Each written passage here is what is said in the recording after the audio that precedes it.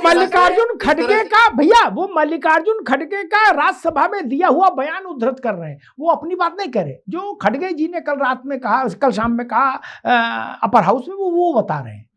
खड़गे जी ने कहा कि हम खींच के लाएंगे और मारेंगे सड़क पर लोग, ये वो बता रहे हैं। मैं एक उदाहरण देता हूं कि दुबे जी, आपकी पार्टी को समझने की जरूरत है। कांग्रेस का तो उत्तर प्रदेश में कोई बहुत ज्यादा लेना देना है नहीं। अभी मुलायम सिंह की सरकार थी, अतीक चरम पर था, ठीक।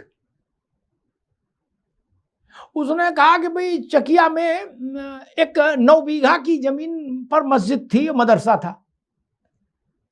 उसने मौलाना बोलवा, पहले लड़के भेजे, बोले मौलाना से कहा कि सब खाली करो यहां से, ये सब हमको दो जमीन। हो गए, मस्जिद मदरसा हटाओ। मौलाना ने सोचा कि भाई इस्लाम का मामला है। मौलाना जो है अतीक के पास आ गया, उसको पता था कि शायद भाई मेरी बात सुन ले, और गुर्गे तो भाई ने भेजे थे। अतीक ने उससे कहा मौलाना साहब, आधा बीघा में मदरसा रख लो, 8.5 बीघा इधर लिख दो। उसने कहा मैं नहीं दूंगा जमीन।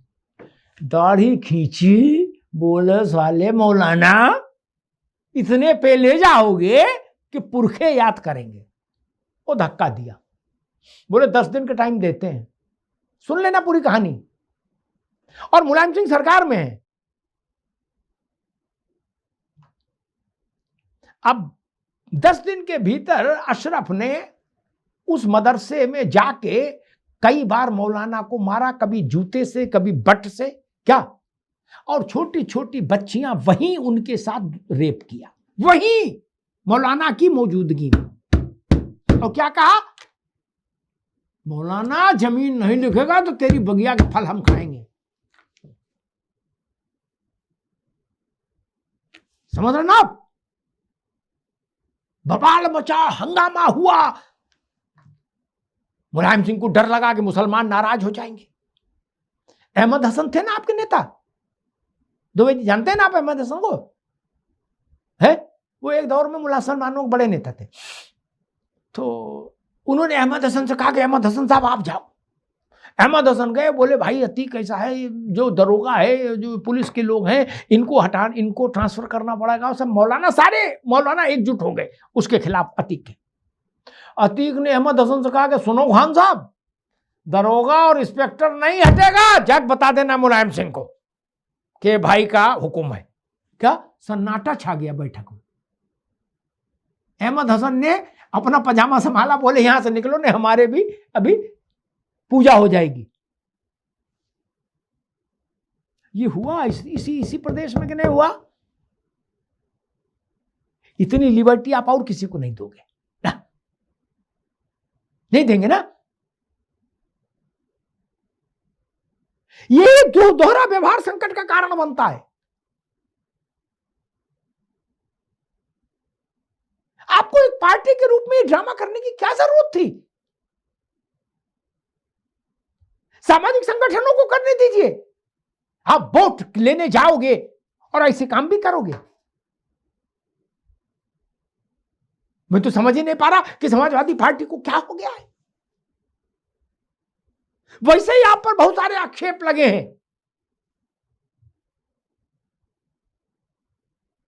ये जिस भी लोगों ने सलाह दी समाजवादी पार्टी को, वो लोग समाजवादी पार्टी के शुभचिंतक नहीं है दुबे जी। वो समाजवादी पार्टी के का अशुभ चाहने वाले लोग हैं, जिन्होंने भी इस ड्रामे की स्क्रिप्ट ओके की है। जान लीजिए, लिख लीजिए मेरी बात। सुप्रीम कोर्ट की देखरेख में जांच हो रही है अयोध्या में चढ़ावे की। क्या चाहते हैं आप? सुप्रीम कोर्ट से आगे हैं, सुप्रीम कोर्ट से बड़े हैं। भारत की बहुसंख्यक आबादी के मान के साथ खिलवाड़ मत करिए, कोई मत करे। राहुल जी ने कहा था कि मंदिरों में जो देवी देवताओं की मूर्तियां हैं वो पावरलेस हैं, उनके पास कोई ताकत नहीं। ये बात वो मक्का और मदीना के लिए कह सकते हैं, चर्च के लिए कह सकते हैं क्या? नहीं कह सकते। और कह देंगे तो रह नहीं सकते। दोनों बातें सच है ना दुबे जी? दोनों बातें सच। अव्वल तो बोल ही नहीं सकते, और मान लो कभी झमक में बोल जाए तो रह नहीं सकते। ये भी सच है, ये भी सच है ना। क्या हुआ था पंजाब में? अकाल तख्त पर सेना घुसी थी अकाल तख्त के अंदर, याद है ना दुबे जी? उसका क्या परिणाम देखा देश ने, याद है ना? क्या परिस्थितियां बनी थी? इसलिए मैं कहता हूं, हिंदू की सहिष्णुता को कमजोरी मत समझिए, ये प्रपंच बंद रखिए। दुनिया के किसी मुल्क में ऐसी राजनीति नहीं होती कि 80% आबादी वाले समुदाय के साथ ऐसा छिछोरापन हो, ऐसा अपमानजनक व्यवहार हो। और एक आखिरी बात मैं पुलिस के लिए कहूंगा, इस पेपर लीक वाले आंदोलन में पुलिस को लेकर जो व्यवहार राजनीतिक दलों का रहा, उससे मुझे क्षोभ हुआ, खेद हुआ। पुलिस के लोग, सेना के लोग, सुरक्षा बलों के लोग प्राण देते हैं अपने आपकी सुरक्षा के लिए। नेता की जान कितनी, सुबह जंगल झाड़े नहीं जाओगे बिना पुलिस लिए, और बिना पुलिस चले जाओगे तो उतरेगी नहीं, मारे डर के।